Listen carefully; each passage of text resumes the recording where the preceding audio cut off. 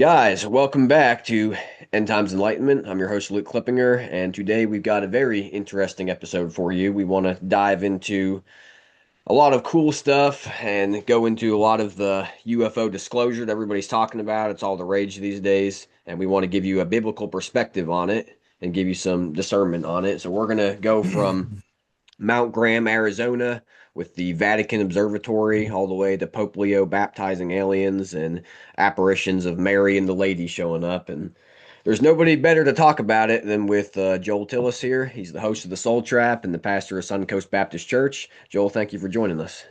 Hey, it's an honor to be with you, Luke. Thanks for having us, and I appreciate you and your audience and letting us be a part of you. Appreciate that. Yep, we're excited about this.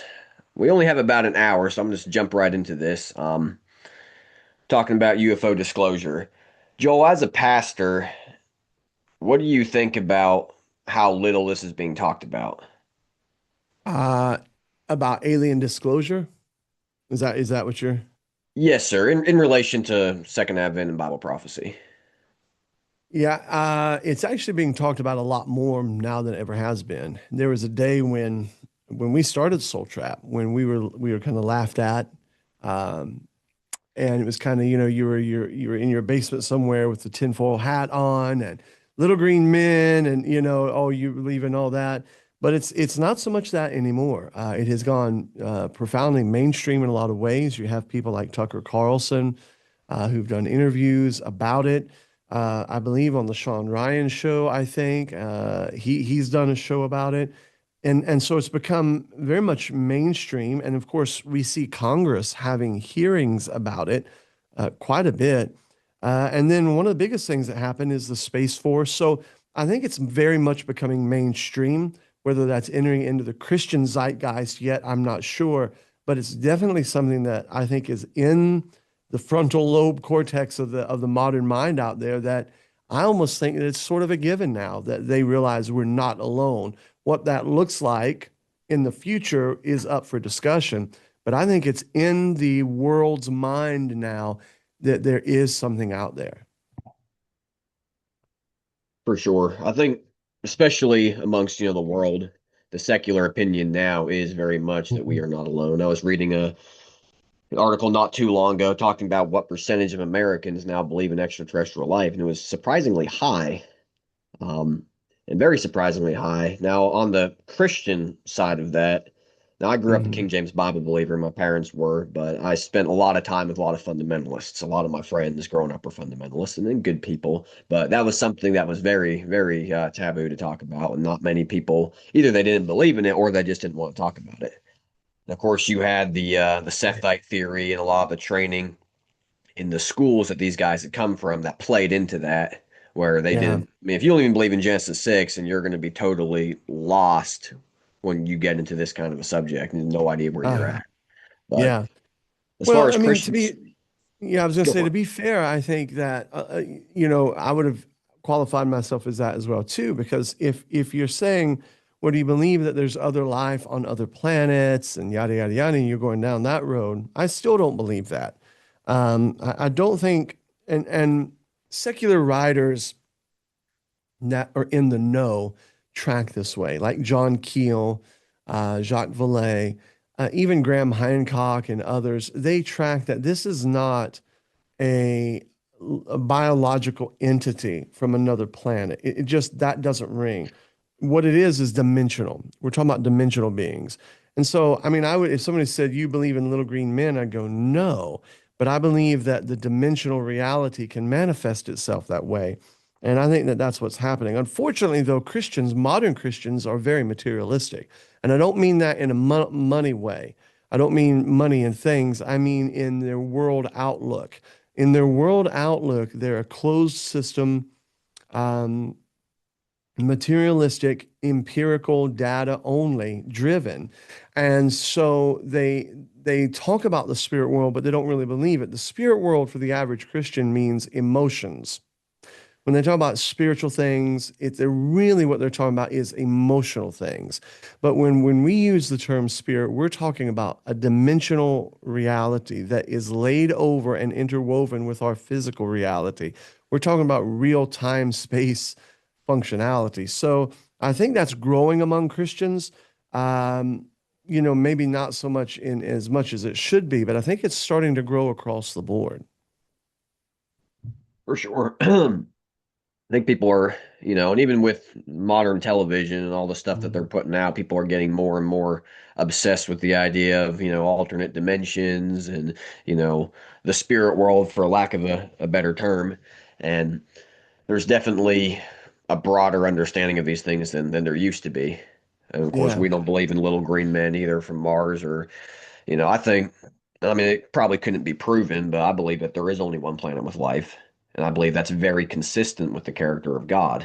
God Hmm. always chooses one thing. And of course, that's discriminatory. People probably don't want to hear that now. But, Yeah. God chose one man to start the human race. He chose one man out of Ur of the Chaldees to start the race of Jewish people.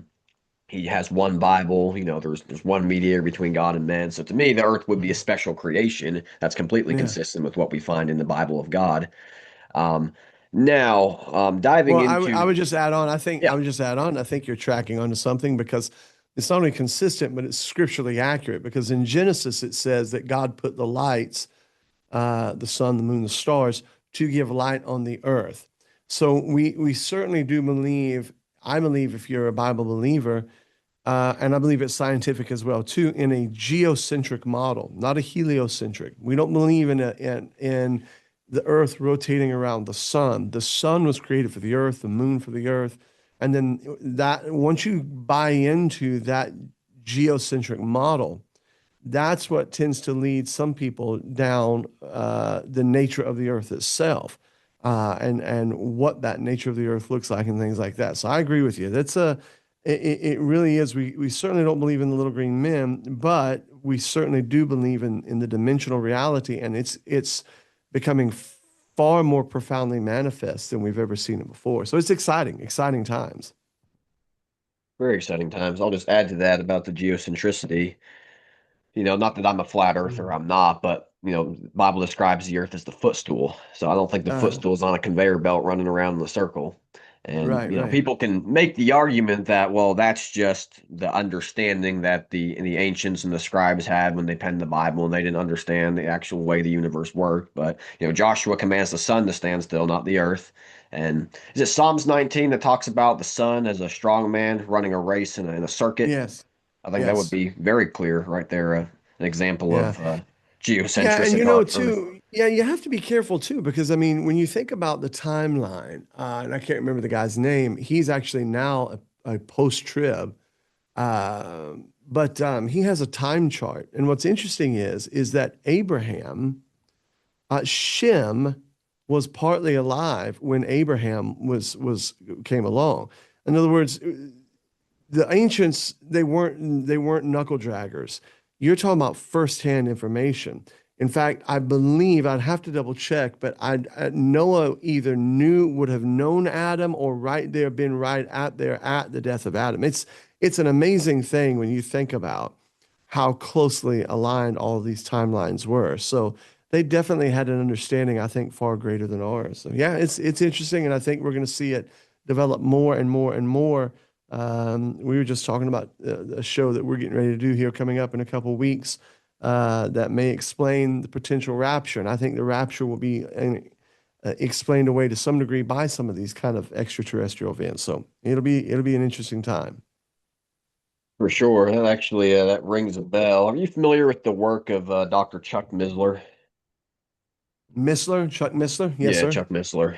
Yeah, Yeah.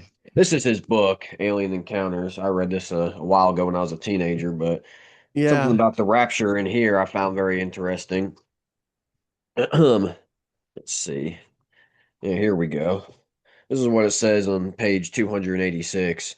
There will shortly come another among you. He will stand tall among men with a shining countenance. This one will be attired in a single garment of the type now known to you. He will approach the earth leaders. They will ask him of his credentials. He will produce these. His magic will be greater than any upon earth, greater than the combined materialistic might of all the armies. The declaration states quite definitely that there will be no mystery about the birth of the next world avatar, as there was about the birth of Krishna, Buddha, Jesus, and others. This majestic being will come among men dressed in the one piece suit usually worn by the intelligences from other planets. He will openly approach the Earth leaders. He will make his origin known to them, but they will not believe him. However, he will have great powers, which by karmic law he will be allowed to use in order to demonstrate that to all men, beyond all doubt, the authority empowering him to carry out his great mission on Earth.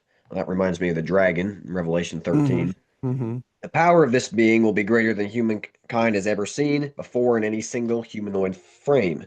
So vast will it be as to be almost terrible, for as the declaration states, they who heed not his words shall be removed from the earth. That means that those who cannot follow the teaching of truth, peace, and spirituality will pass on from this planet to a younger one in order to learn from the experiences they deserve, for those who will not follow the next avatar, those will not be ready for the golden age.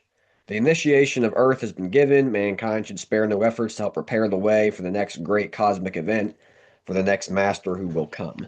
Now, I'm not saying I believe all of that about, this guy showing up in a spacesuit or whatever, but I think it's interesting that we're being prepped and programmed now for the idea of a mass exodus and people disappearing, and it be explained by this phenomena. And you even see it in the movies. I mean, if you're Oh familiar yeah, with the Avengers yeah. and all that, and the snap and everybody disappearing, and it's we're being prepped for it. Uh-huh. Yeah, it's predictive programming, absolutely. And I think we're getting close day by day for sure. Yeah. Speaking of predictive programming, there's a movie called Indiana Jones and the Kingdom of the Crystal Skull. I think Yes. that's a very, very interesting thing. The whole idea of that movie is that Roswell, New Mexico is real, and that the Uh-huh. U.S. government's been hiding stuff, and the Soviet government wants to find this stuff out, so they send a bunch of Soviet unions or agents to track this down. And you end up with a big adventure in Peru involving this elongated skull of this alien that needs to return to this underground temple. And then you've got 13 of them sitting there in a circle, which I think that's Uh-huh. really interesting. And then at the end, they put the skull back on the skeleton of the one thing, and then it kind of turns into this flying saucer and zooms off for another dimension or whatever. But if that's not predictive programming, I don't know what is, especially if Oh you yeah. think about all the work that's being done in Peru right now with all of the Paracas skulls and all the DNA work that's being done by other Christians. Mhm. Oh yeah, yeah. Hollywood has saturated us with that. I mean, and it's saturated with the occult and with Luciferian doctrine, and they just put it right out there in the open. So yeah, man, it's I mean, every time you turn the page, it's right there. For sure. Moving along, we were talking about other dimensions in the spiritual world. What do you think the majority of this phenomena consists of? Because even amongst Bible-believing Christians, there's a little bit of conjecture. I lean more towards a crypto-terrestrial hypothesis and dealing with actual physical beings underground that um, would be really not a whole lot different than Goliath and some of the stuff you see in the King James Bible. I know other people kind of buy more into the interdimensional thing. This is just spiritual apparitions. What's your thoughts on all that? It's interesting. We have an event coming up in March. We have our Soul Trap Collision, our national conference. And Kevin, that's March 5th through the 8th. And we have several big name guest speakers we're going to have there. And one of them is Joseph Dolmage. He's an author, teacher, and he has a theory about Melchizedek, about the possibility of children being born before Cain and Abel and where they were, the inner earth. Matt Crane from Final Fight Bible Radio, he'll also be with us. He has some theories about inner earth. So I think the inner earth theory and concept is a very interesting one. When you read ancient lore and mythology, whether it's fairy rings or lichen or whatever it is, things coming up out of the earth plays a profound role in mythology, which would tie into the Bible because the witch at Endor said, I see gods ascending, Sending. Yeah. yeah, coming up. But at the same time, um, we see Jacob seeing a ladder or a staircase, depending on how you're looking at it, that is going up to heaven, a gate, a portal of some kind. So I do think that there is an inner world reality. I've often thought about, well, there is an inner earth reality. And so is it physical beings in the inner earth? Are they spiritual beings, dimensional? I don't know. I don't have a particular leaning, but I tend to say dimensional only in the sense that they operate in a fourth dimension, in a fifth dimension, not and that's why we have a hard time seeing them in the third dimension. So if you were a one-dimensional creature and you were on a plane and you saw a two-dimension being, you would only catch a piece of it, a portion of it. It would look like it would moved in and out of your visible eyesight. And I think that that's kind of what happens with us. It's hard for us to process the fourth and fifth dimension of how, with our minds and our eyes, the way that they operate. So I went a long way to say that I think that there certainly could be people or beings that live inner earth, but I do tend to think that it is more dimensional reality and that that dimensional reality has force and pressure on our dimensional world. Did that make sense? Yeah. Yeah, In yeah, other you words, would call that. I don't think that right now, if you and I just dug deep enough into the inner earth, I don't know that that necessarily means you would be able to touch them with our physicality, possibly.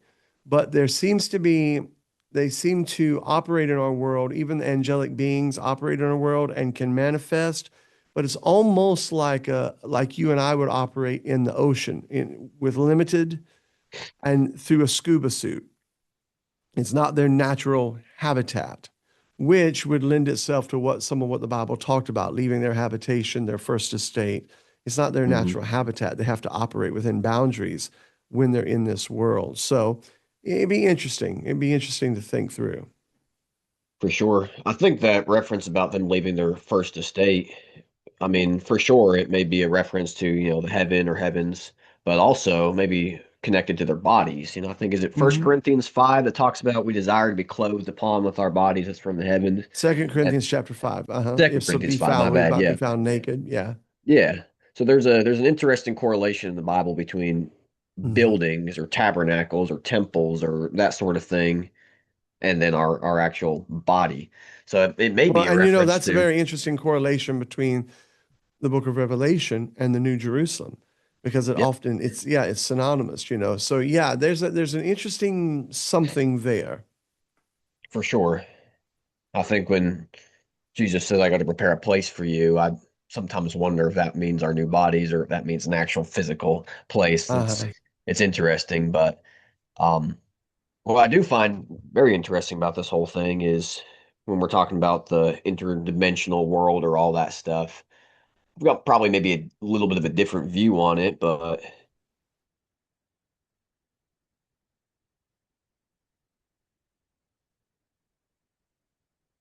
verse that are there, perhaps these beings know how to. I'm sorry, you broke up on us. You froze up on us for just a Oh, did I? minute. Could you back up just about? Last thing I heard is you said you had a little bit of a different view and then it froze there for a minute. Yeah, for sure. I guess my view would be a little different on the interdimensional hypothesis. I think more along probably Matt Crane's lines of Doctrines of the Doors, where you've got these different portals, you've got these different shortcuts that God's built into his universe that these beings have access to or they know how to use. So not Hmm. exactly that they're from another world or another dimension, but that they can take shortcuts through our world and different portals, I guess, and manifest themselves in different ways. I mean, the Bible says that angels are spirits and that they're like a flame of fire. So Uh-huh. for sure, they have abilities to pass through different things that we can. And just as Jesus, showed up in the middle of that room when the disciples that were there with the doors closed. So definitely Uh-huh. abilities far beyond humankind. Um, I do think there might be a difference between the actual angels and what we're seeing, what we've been supposedly contacting for the last 80 years.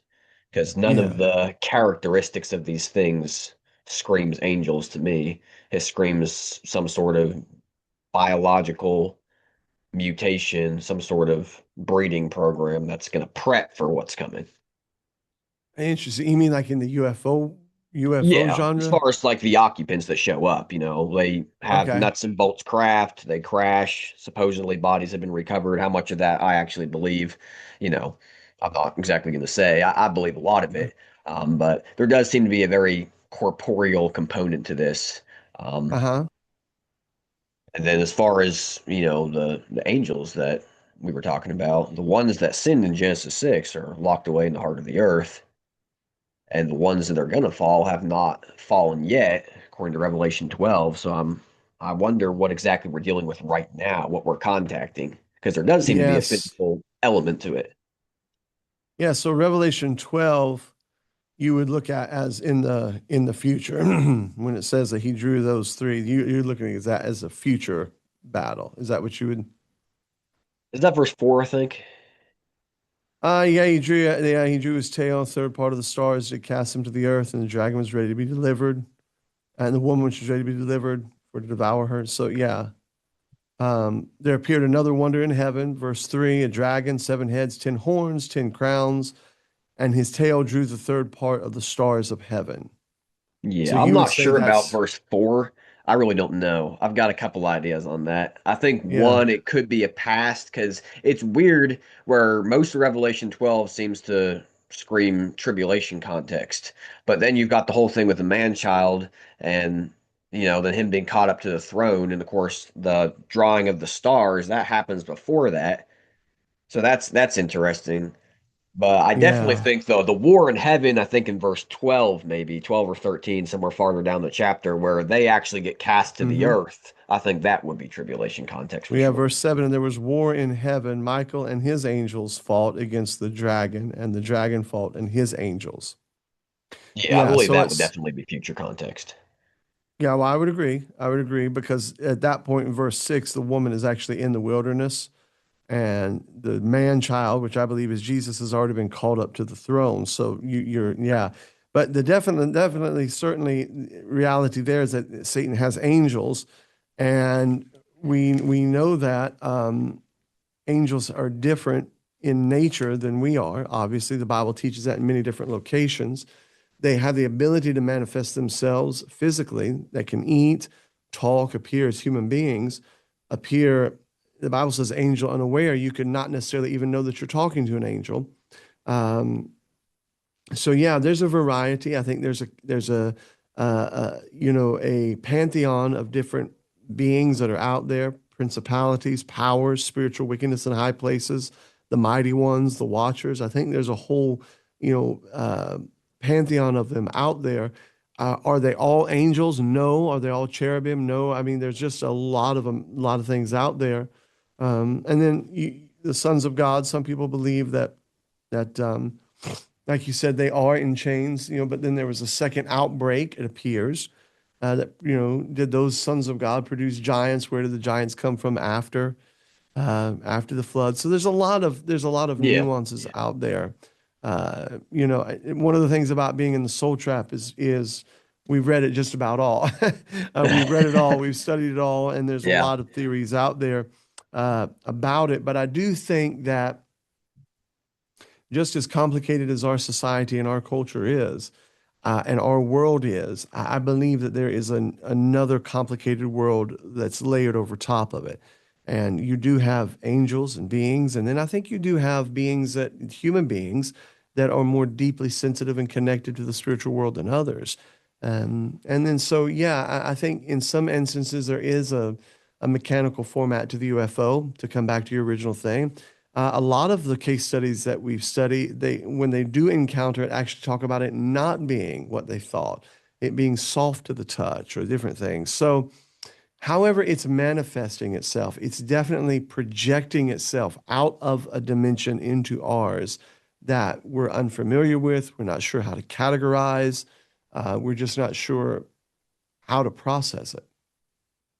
for sure. And I think, like you said, there's a variety. I don't think all the cases are the same. I mean, there's some cases where, which I want to get into this here in a second with Chris Bledsoe and this whole thing that's been going on with the summoning of the orbs and visions he has. There is a very spiritual um vibe that you get from that whole thing, and it's not, you know, he'll have these encounters with these things, and he wakes up in his bed.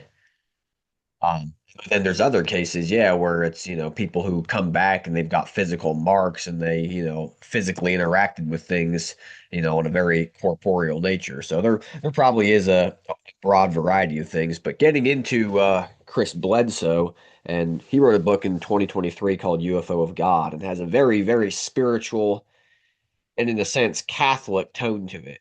I don't know if you're familiar Hmm. with his work. A little bit, yes.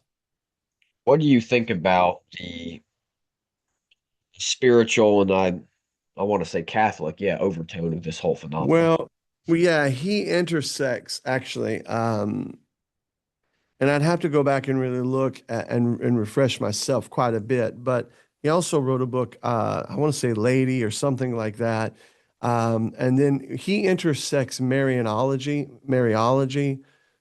Catholicism, and what I would call him is a mystic. He's probably more of a Catholic mystic in modern garb than anything. But that would make sense because I think that many of these abduction cases in study and many of these experiences are mystical in nature. The confusion, the lights, the sound, the esoteric realities, the esoteric statements, the euphoria that comes with it, the markings of the body, all of that goes way back into the mystic heritage. That's especially connected with Catholicism, but not exclusively. It's also connected with Eastern religions as well, too. And so I think that what he is fundamentally what you would call a UFO mystic. And that to me, even though I don't agree with everything that he's laying out, is far closer to the target of what we're dealing with than somebody who says, well, they're from planet Reticulon. Yeah. We are dealing with mysticism. We are dealing with occultism, with lore. And so I think he's probably onto something in that genre more so than maybe something that you would pick up on the History Channel or something like that. Yeah, an Ancient Aliens or something like that. I think there has been a Yes. shift among ufology or ufology, where especially in the 60s and 70s, when we first started hearing of all these contacts and contactees, and later into the abduction phenomena, it had a more, I want to say, scientific flavor to it. And now I think you're seeing Yes. more religious flavor, and it's starting to kind of manifest itself a little bit differently. Even with the terms that have changed. It used to be UFO, unidentified flying object. Now we're calling them UAP, unidentified aerial phenomena. I Right, feel like which there is has been a interesting because Satan is the prince of the powers of the air. yeah, And I agree with you. Well, it's interesting because it's not just the UFO world. Um, Science itself. We did a show not long ago, Kevin, or a while back on quantum, and we've touched that quite a bit. And Kevin's our producer, our behind the scene producer here. But when you study quantum science, the two slit experiment with the light photons, on and on and on, it sounds profoundly, quote unquote, spiritual, and that's because it is. So it sounds mystic, it sounds occultic, it sounds spiritual, and science is sounding that way. You're seeing that in politics more and more. You're seeing that in across the board, and certainly in the UFO as well. for sure. I remember Dr. Ruckman discussing these matters, years and years ago, said, don't you know that when you're splitting the atom and getting down to like quantum mechanics, you're dealing on a spiritual plane. Yeah. You're dealing with something spiritual at that point. And yeah, science is becoming more and more, I guess, religious, for lack of a better term.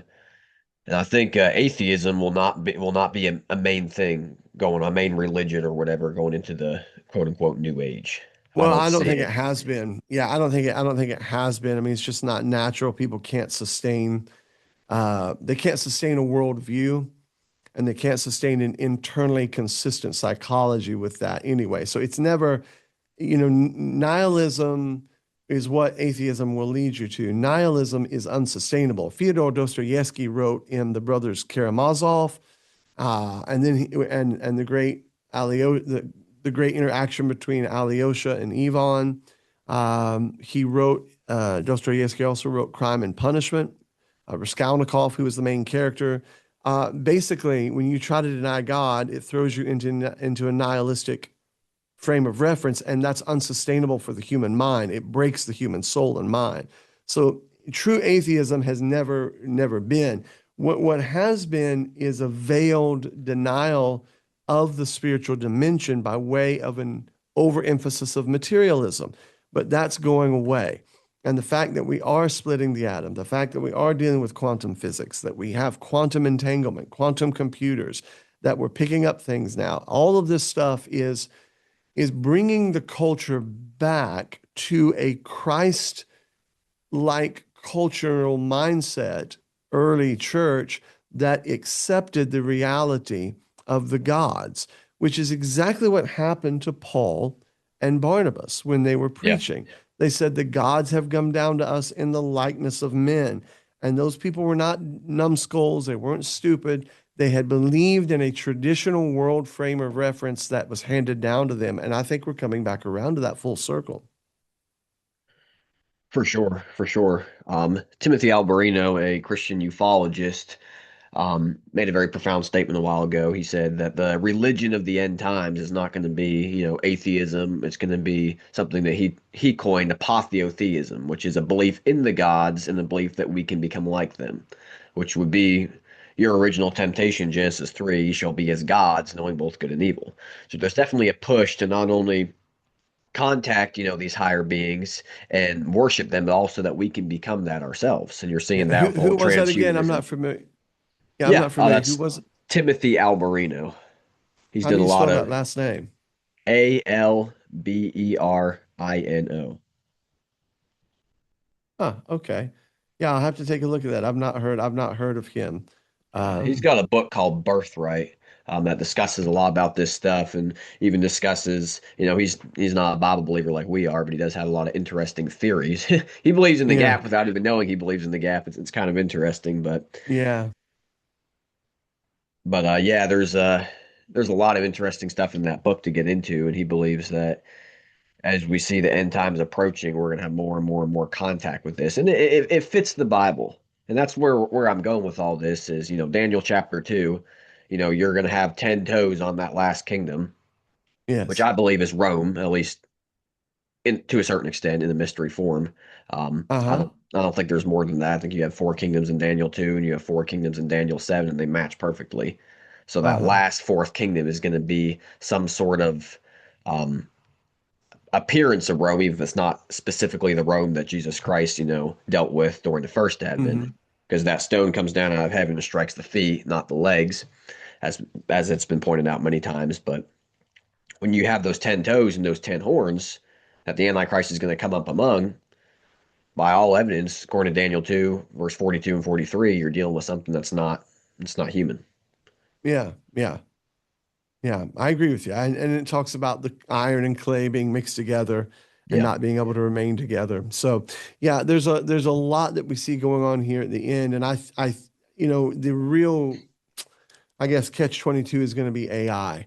I mean, that is really, I mean, we're joking with it now and making, AI videos and things like that.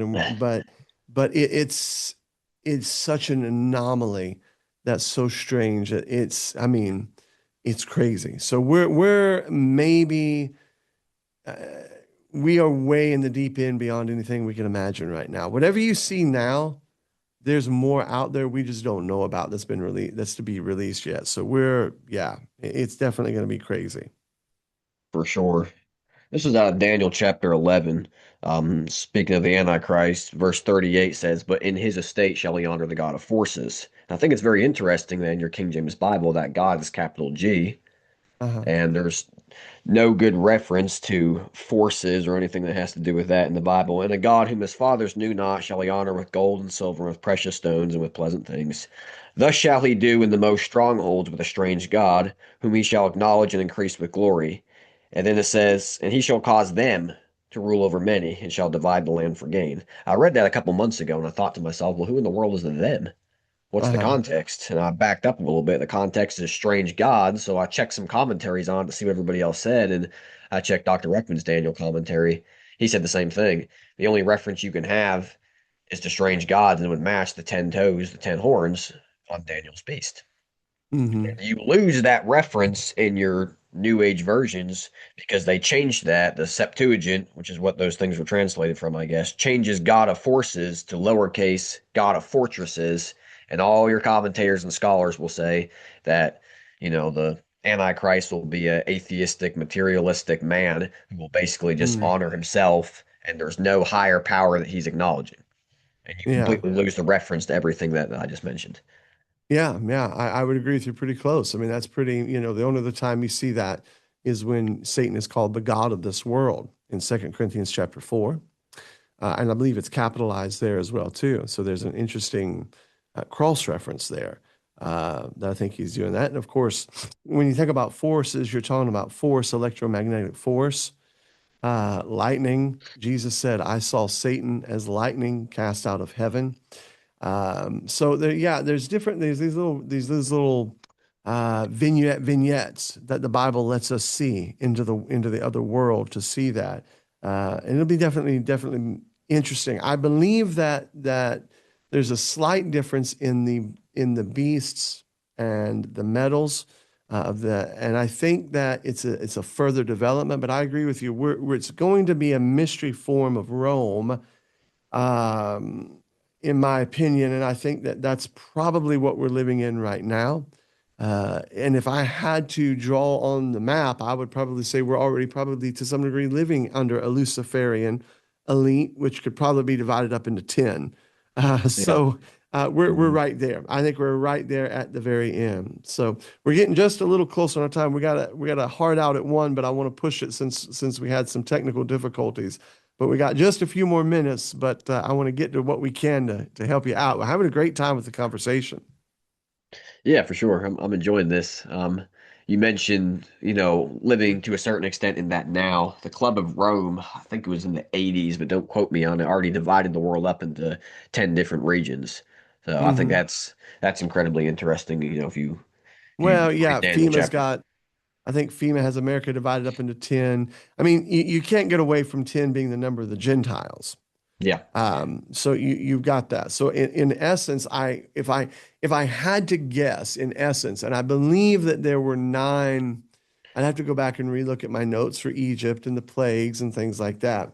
But if I were to guess, what I would assume, what I would think, is that the world is divided up uh, into 10 there's 10 divisions. So you have the Prince of Greece, the Prince of Persia, those princes, but at a certain level, you probably have 10 spiritual kings over the Gentile nations that are probably leading. Yeah, which will at some point manifest in the physical form. Because I think it's Exactly. interesting, Revelation 12, the dragon and his angels, which might be 10, get cast out of Mhm. heaven, and then Revelation 13, a beast comes up out of the sea, and it's got 10 horns. I think there's a Uh-huh. there's an interesting correlation there. Since we're drawing close to the end, I just want to throw one more thing at you real quick. Sure. What are your thoughts on the Jesuit Vatican Observatory in Mount Graham, Arizona, and Pope Francis and the recent Pope Leo XIV statement on baptizing aliens into the universal church? Well, yeah, I mean, it's called Lucifer. It's Yeah, listen, I think that it goes back to what Bledsoe was talking about a little bit. We were talking about the mythology. You had the Fatima prophecies. You have women being connected, producing these alien hybrid women producing children. The Catholic Church also has come out recently, and now they've tried to say that there is only one mediator, and that's Jesus, even though their yeah, I did theology see is that. different. Yeah, so the Catholic Church is in flux right now, and what that's going to look like, I don't know in the future. But I believe with all my heart that they're positioning themselves to be in the position of Revelation 13, the false prophet. And of course, that's also setting itself up with the fall that we're seeing going on with Islam right now. So, Iran is about to fall from Islam. So, what you see is this, I believe you're seeing a shuffling of the deck right now, and everybody's trying to make sense of it. And I don't think you're going to. I don't think that if somebody says this is what's happening, that and that, because I think the deck is being shuffled so much right now that you got to almost buckle up and just wait for it to fall. So we're seeing all these forces align, but where they end, I just don't know. For sure. I'd agree with you 100%. I think it's very interesting what you're seeing going on right now. And I think it's very interesting this Muslim connection that we're seeing. I don't personally believe, and I know there may be an unpopular opinion among some Bible believers. I don't believe that the Roman Catholic Church is the great horror of Revelation, at least not all of it. Definitely playing a big part for sure, but I don't think it's Yeah. the entire thing because they're responsible for the blood of all the prophets and all the saints, and that wouldn't fit, Rome, who was not responsible for, you know, a lot of, I mean, everything in the Dark Ages with the Catholics and the Muslims. I mean, even to apostate, Israel and some of the connections there with the slaying of the prophets and all that. So I think it's interesting that when the Bible describes this Babylonian worship, it talks about them worshiping the sun and the moon and the stars. And I think the Catholic Church would fit your sun right there. I was on a missions trip in Honduras last year, and they had a big Catholic church there. And of course, the whole city's in shambles, and all the money's in that church, and there's no priests around. Nobody's talking to anybody, nobody's getting saved. But anyways, they had this big, huge golden sun disk sitting right there on the altar, and I'm sure you've seen pictures like that before. Were So you in Rome's got the Were you by sun. any chance in Tegucigalpa Yes, sir, I was. Yes. at the Basilica there? Yeah. Yeah, Yeah. we've been there. Gosh, how many times have we been there, Kevin? Dozen times. We have a missionary that support there. It's actually up in Santa Lucia, up in the mountains right beside, and that basilica is one of the largest ones. I know the one you're talking about. Actually, last time well, 2 years ago, we actually snuck past one of the locked areas and went all the way up, went up the stairwell and went all the way up to the top. And we're able to take pictures and tried to get into the interior, but we couldn't get it. It was locked. So, That's pretty but yeah, funny. you're right, man. Yep, that's the If you sun can right see there. that, that's where that Yeah, took. yeah. So Rome's got the sun worship, Sunday, that sort of thing. Now, who's got the moon? Islam's got the moon. So a merging of those might might be your at least part of Well, mystery and I map think what it would take to merge those two is I think it would take a being that would be bigger than the world itself. And I think the only way you're going to get that is when I think the Antichrist shows up as a quote unquote extraterrestrial. Yeah, I I'm think with you that 100%. will be the biggest uniter of the world, and then all of the religions will unite underneath of him. And that's when I think that you're going to see that. For sure. I think I think you'd have to. But I think you're seeing little steps in preparation for that right now Yeah, because I Pope agree. Leo just recently had some sort of, I don't know if it's a study room or a prayer room, but some sort of room set up in the Vatican for specifically Muslims. So that's Isn't that very wild? interesting. That is Yeah. wild. I mean, But we're right here and it's so confusing and everybody's trying to sort out what's going on. And I think that you throw the rapture into that mix and man, it's the powder keg. It's just waiting for the match to be set. And I think that's what the rapture will be. for sure. Well, we're coming up on our time, Joel, but it's been really fun. Thank you so much for coming on, and I hope to do one with you again someday. Hey, it has been my honor and we'll have to schedule another time. And then now we got all the bugs worked out. We can hit the ground running and go for it. Yes, sir. Yeah, excited about it. All right. Well, guys, thanks for watching this, and we'll see you next time.